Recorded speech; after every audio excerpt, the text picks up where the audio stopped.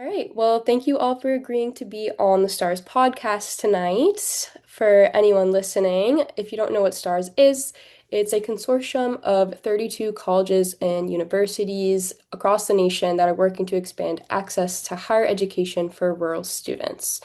There are many ways that STARS supports students in pursuing their dreams of going to college, and one of these pathways is the boarding school initiative.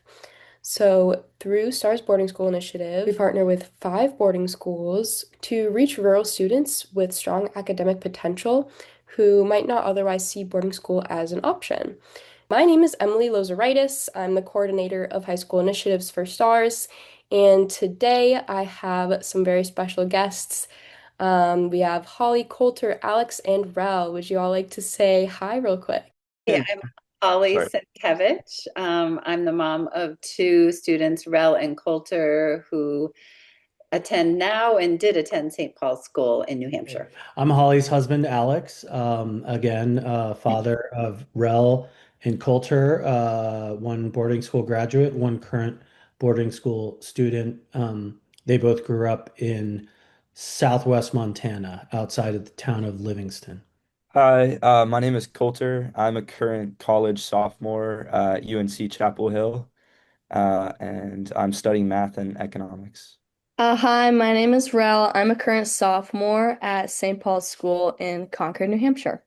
So we're going to start out with some questions for Rel and Coulter.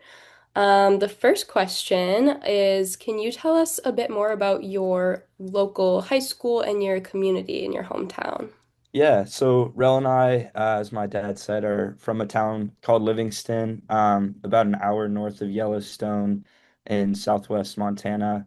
I believe it has about 10,000 people now. And yeah, it was a really great place to grow up. Super outdoorsy place. Historically, it's been right along the Northern Pacific Railroad, so an old depot town. And it's a pretty cool confluence of a lot of different Western subcultures.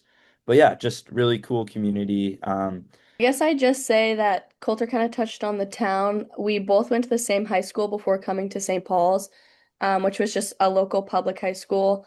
It was about 500 students, so sort of on the smaller side, but also similar to a lot of private prep schools. Awesome, thank you. And for both of you, why did you initially consider boarding school and how did your experience compare to your expectations going into it? I originally became interested. It was during COVID. So we were all out of school, as most kids across the country. There's a lot of great faculty and staff at the high school back home. Shout out Park High School. Yeah, I had enjoyed my first year there, but it was definitely hard because of COVID. So I was definitely feeling a little antsy, just wanting to challenge myself. And I knew this opportunity was out there.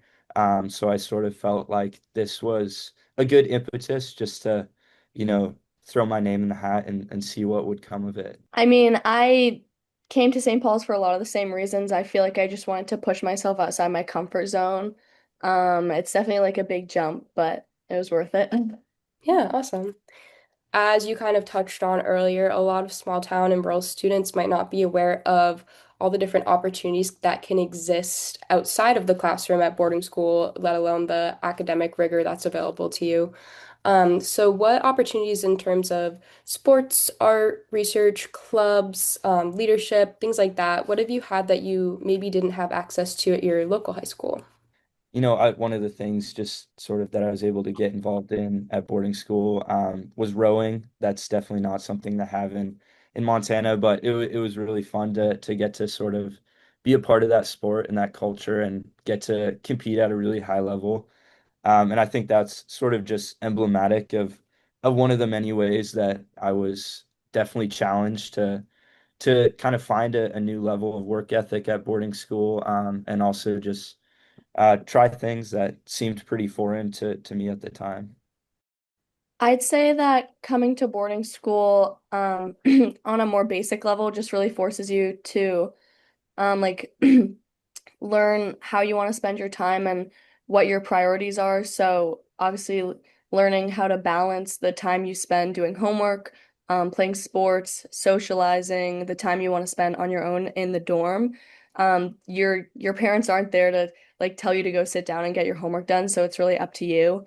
So of course, just being here, you're obviously not living entirely alone, but you have to take responsibility for a lot of your own things and for time management, which I think is big. I'd also say that this might be more St. Paul specific, but the amount of interactions I've had with just like professionals out in the world, for whether it's a chapel speaker coming in just to give us a talk, or for example, this Thursday we have like a NASA astronaut coming to do little meetings with groups of students. So I feel like that's an opportunity I wasn't really offered at my local public school at home.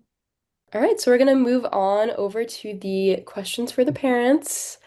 If you were speaking to a parent who is anxious or skeptical about sending their kids to boarding school, what is one piece of advice you would tell them? Every kid is different. So I think that my advice would be, I mean, for me, it was really, really important that the drive to go to boarding school came from my kids. Mhm. And not from us as parents. And other people will feel differently, but that was really important to me. I wanted them to own that decision.